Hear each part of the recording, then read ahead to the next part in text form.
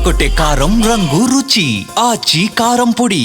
Phone tapping కేసులో హరీష్ రావును విచారణకు అనుమతి ఇవ్వాలని సుప్రీంకోర్టులో పిటిషన్ దాఖలు చేసింది తెలంగాణ ప్రభుత్వం. గతంలో హరీష్ పై పంచాగుట్ట పిఎస్ లో ఫోన్ ట్యాపింగ్ పై ఫిర్యాదు చేశారు చక్రధర్ గౌడ్. హరీష్ రావుపై నమోదైన ఎఫ్ఐఆర్ ను క్వాష్ చేసింది తెలంగాణ హైకోర్టు. తెలంగాణ హైకోర్టు ఇచ్చిన తీర్పును సవాల్ చేస్తూ సుప్రీంకోర్టులో పిటిషన్ వేసింది ప్రభుత్వం. ఇక దీనిపై రేపు విచారణ చేయనుంది సుప్రీంకోర్టు.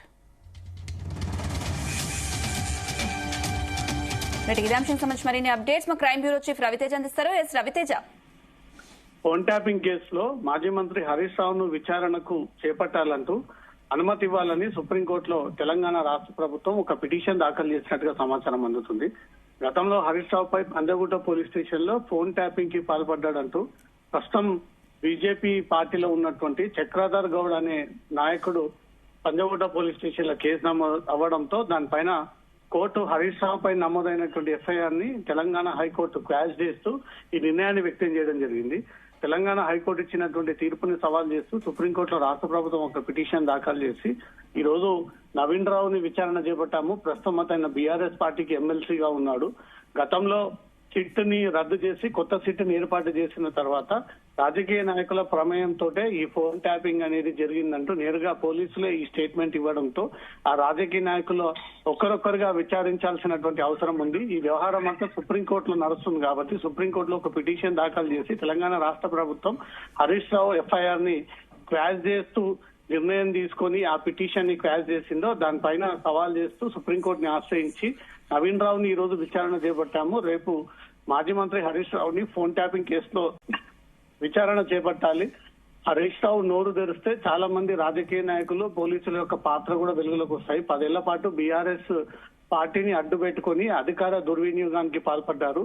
పోలీసులపై ఒత్తిడి తీసుకొచ్చి పోలీసులతో ప్రతిపక్ష నాయకుల యొక్క ఫోన్ ట్యాపింగ్ కి పాల్పడి వ్యక్తిగత వివరాలన్నీ సేకరించి ఆర్థికంగా వారిని దెబ్బకొట్టి వాళ్ళ కుటుంబ సభ్యుల కేసులన్నీ కూడా వెనక్కి తీసి చాలా మందిని రాజకీయంగా దెబ్బకొట్టేటువంటి ప్రయత్నం చేశారన్నట్టు పైన ఈ ఫోన్ ట్యాపింగ్ కేసు విచారణ సాగుతా ఉంది.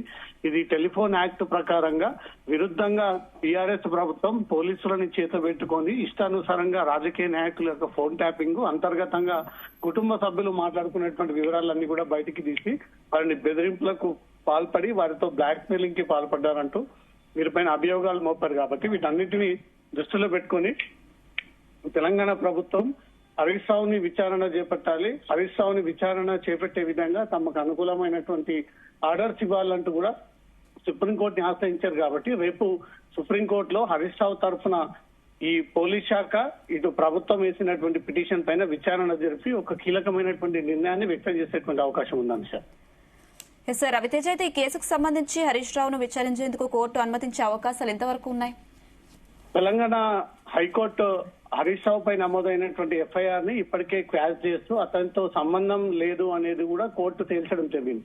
అదే అంశాన్ని సవాల్ చేస్తూ హైకోర్టులో సుప్రీంకోర్టులో పిటిషన్ దాఖలు చేశారు. కాబట్టి సుప్రీంకోర్టు సుదీర్ఘంగా దీనిపైన విచారణ చేపట్టి హరీష్ రావు పాత్ర ఏంటి, హరీష్ రావుని ఎందుకు విచారించాలనుకుంటున్నారు, ఇప్పుడు నవీన్ రావు విచారణకు హాజరైన తర్వాత ఏ సమాచారాన్ని రాబట్టాడు, హరీష్ రావుకి ఈ ఫోన్ ట్యాపింగ్ గల సంబంధాలు ఏంటి, హరీష్ రావు అప్పుడు మంత్రిగా ఉన్నప్పుడే అధికారులతో ఈ ఫోన్ ట్యాపింగ్ కి పాల్పడ్డా, దాని తాలూకా వివరాలు మీరు ఏం సేకరించారో ఆ వివరాలన్నీ కూడా తమకు ప్రొడ్యూస్ చేయండి అంటూ మాత్రం కోర్టు క్వశ్చన్ చేసినప్పుడు ఆ వివరాలు అందిస్తే డెఫినెట్ గా హరీష్ రావు చెందినటువంటి లింక్స్ అన్ని కూడా అతను ఇచ్చినటువంటి ఆ డేటానంతా కూడా పోలీస్ శాఖ ఇటు ప్రభుత్వం కోర్టులో ప్రొడ్యూస్ చేసిన తర్వాత కోర్టు హరీష్ రావుని విచారణ చేపట్టొచ్చు అంటూ గ్రీన్ సిగ్నల్ ఇచ్చేటువంటి అవకాశం ఉంటుంది. రేపు సుప్రీంకోర్టులో హరీష్ రావు ఈ ఫోన్ ట్యాపింగ్ వివరానికి సంబంధించి కోర్టు ఎలాంటి నిర్ణయం తీసుకోబోతోంది అనే దానిపై మాత్రం ఒక క్లారిటీ రావాల్సి ఉంది అంశం. రవితేజ, అయితే ఒకవేళ హరీష్ రావును విచారణకు అనుమతిస్తే ఎలాంటి రాజకీయ పరిణామాలు చోటు చేసుకునే అవకాశాలు ఉంటాయి? హరీష్ రావుకి ఫోన్ ట్యాపింగ్ విషయంలో సుప్రీంకోర్టు గ్రీన్ సిగ్నల్ ఇచ్చినట్టయితే డెఫినెట్ గా నోటీసులు జారీ చేసి టైం కేటాయించి అతన్ని నూతన సిట్ విచారణ చేపట్టే విధంగా ఆ ప్రయత్నాలు జరుపుతాయి. ఒకవేళ హరీష్ రావు విచారణ అయినట్టయితే గత 10 ఏళ్ల బీఆర్ఎస్ ప్రభుత్వం ఎవరి ఆదేశాల ప్రకారంగా ఈ పోలీస్ శాఖలో ఉన్నటువంటి కొంతమంది పోలీసులు ఒక వర్గంగా అన్ని రాష్ట్రాలలో అన్ని జిల్లాలలో ప్రధానంగా ఒకే వర్గానికి చెందినటువంటి ఆఫీసర్లను నియమించుకొని అక్కడ రాష్ట్రంలో ఎవరైతే బలపడతా ఉన్నారో వాళ్ళని ఏ రకంగా దెబ్బ కొట్టాలి, వాళ్ళకి ఆర్థిక వ్యవహారాలు ఎక్కడి నుంచి వస్తా ఉన్నాయి, ఏవే కంపెనీలు ఉన్నాయి, వాళ్ళ బినామీలు ఎవరు అంటూ కూడా ఇవన్నీ కూడా హరీష్ రావు, మాజీ మంత్రి కేటీఆర్, గతంలో ముఖ్యమంత్రిగా పనిచేసినటువంటి కేసీఆర్ వీళ్ళ నేతృత్వంలోనే జరిగింది అనేది రాష్ట్ర ప్రభుత్వానికి కొన్ని అనుమానాలు ఉన్నాయి. గతంలో పోలీసు అధికారులు కూడా విచారణకు హాజరైనప్పుడు ఈ ముగ్గురు పేర్లు ప్రధానంగా ప్రస్తావించి ఆ వివరాలను కూడా పోలీసులు స్టేట్మెంట్ రూపంలో రికార్డ్ చేసుకుని ఉన్నారు. కాబట్టి మొదటి స్టెప్ లో హరీష్ రావుని విచారణ చేపట్టి ఆ తర్వాత మాజీ మంత్రి కేటీఆర్ ని, ఆ తర్వాత మాజీ ముఖ్యమంత్రి కేసీఆర్ ని సైతం సిట్ అధికారులు విచారించేటువంటి అవకాశం ఉంది. అనుష.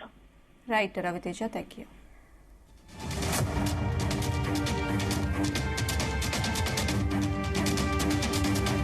గుమగుమల వంటలే వంటలే తెరకొట్టే కారం రంగు రుచి ఆచి కారం పొడి.